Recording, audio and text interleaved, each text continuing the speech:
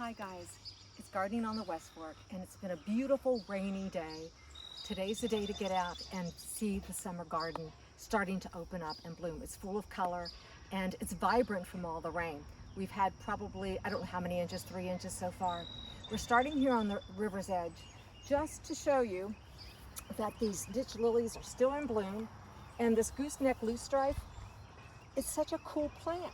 It does, I always say that it will crawl a little bit, but it can be invasive, I guess is a better word, depending on where it's located. I want it to be invasive here because it just softens that edge. And what I want to show you too is I have a couple daylilies that I'm experimenting on putting in shade and part shade. And this is bubbly, doing really well, but the caladiums just doing great after the rain. The sedums are standing straight up. I'm going to fall down here if I'm not careful.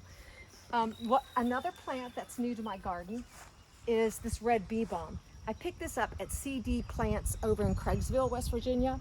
What's neat is the gentleman, he propagates all of his plants from what he owns and from the trees and the shrubs that he owns on his property. Very reasonable, worth the trip over, a delight. He'll show you how to do it. I've added in the garden in front of my hydrangeas, which I would tell any new gardener, spend $5 more and buy a larger plant. These are 2 years old. They're to get 3 to 4 feet tall. So it's going to be, how many years? 3, 4 more years. So spend $15, buy the 5-gallon bucket, start bigger. As we go around, you can see what the rain has done with the hostas. They are so tall. I'm 5'3", and this is the nicest they've ever been due to the rain. Adding such a border, it's absolutely beautiful. And I've tried to mirror the border on the shade garden. And when you look at this shade garden, you're going to see caladiums peeking out, adding so much color. We have the pinks and greens. Deep into the ostrich ferns, there's a deep red. And they follow clear around that circle.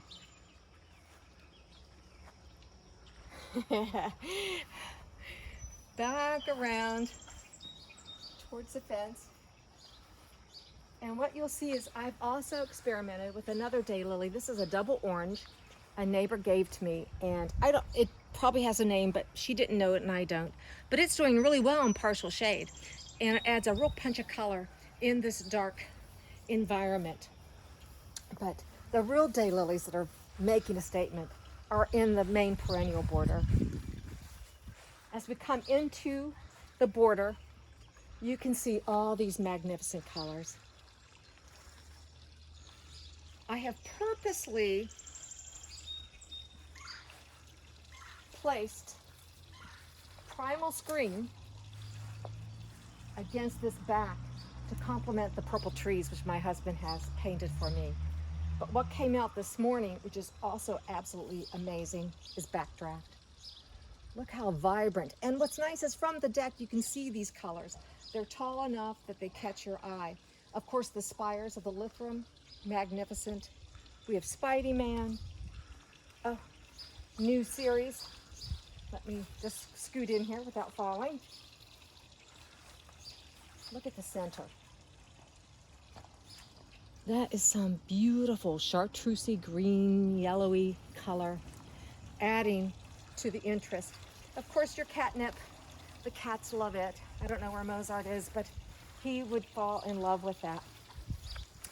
What I've done in this front border, you'll see this large marker. I could never remember this lovely little daylily, and I love it because you can multiply it. It multiplies very quickly and you divide it. I have it everywhere. I could never remember the name of it. And I marked it this morning, Indian Giver. Fantastic. What really brightens up this center area are the Easter lilies. They're back against that border. I've also put those nice red coleus in there with some yellow marigolds. Because once these perennials start to die back, you still need color. And your annuals are what give you the color. So I've added those just for the interest as as the summer progresses, but we're just getting started with summer color.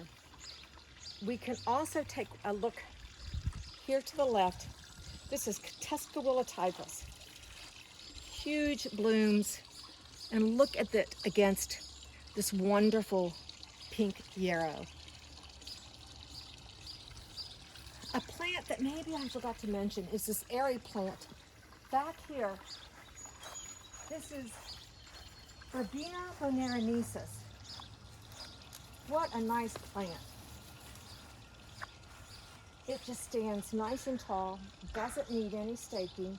It reseeds itself. You can see little spires here and here. I also have it in the island bed, and it just stays very nice. The bees love it, butterflies love it, but it's worth having. You can find it and you'll keep it forever. As we walk across to the shade border, this week I'll be doing some editing on it. It's time to start cleaning it up. The astilbes, the foliage looks fantastic since it's rained, but you can see how they were starting to burn and fade out. They need to be cleaned off. I'll be trimming the boxwood hedges. There's 2 on this side of the garden. We'll get those trimmed up this week. I'll show you how I do that. And then back in this border, I need to edit this border of all of these large ferns. The ostrich ferns are taking over because I have a maiden fern here, I have an autumn fern here, and so I'm going to dig these up, put them in pots. And if you show up July 16th or 17th for the open house art show, I'm going to have pots of plants to just give away. I'll be dividing some daylilies, and the ferns will be here to be given away too. The other thing that's doing magnificent is this pot. It is doing exactly what I thought it would do. It brings such color, such interest to a very dark corner of the garden that when you're leaving the garden, it catches your eye and accents the junipers that are behind it. The other spectacular part of the summer garden is this island bed. Almost every daylily that is in this bed is in bloom. We have swirling waters, pale lilac against Struther's ball. The spires are amazing. Tom Wise. And avant-garde, you've seen Etched Eyes in another film, but this is avant-garde. Such deep, beautiful tones, along with the yarrow. Absolutely amazing. And the last one, this is Mask of Eternity against this beautiful yarrow. And you can't beat a coreopsis to keep things looking like. Oh, here's the Verbena Narenesis. It is in bloom. Anyway, as you go up the stairs, and you'll see that these lovely little yellow daylilies have definitely started to just frame the staircase and softening the whole steps down. And what I like about this spot on the staircase is when you are at that spot right on the top, when you look down into the garden, you get to see all this color. And it's my favorite spot. Not only from there, but even from the top of the deck. So get out, find your favorite spot, take a look at your garden, take some pictures, and enjoy it. Thanks for watching Gardening on the West Fork. See you the next time.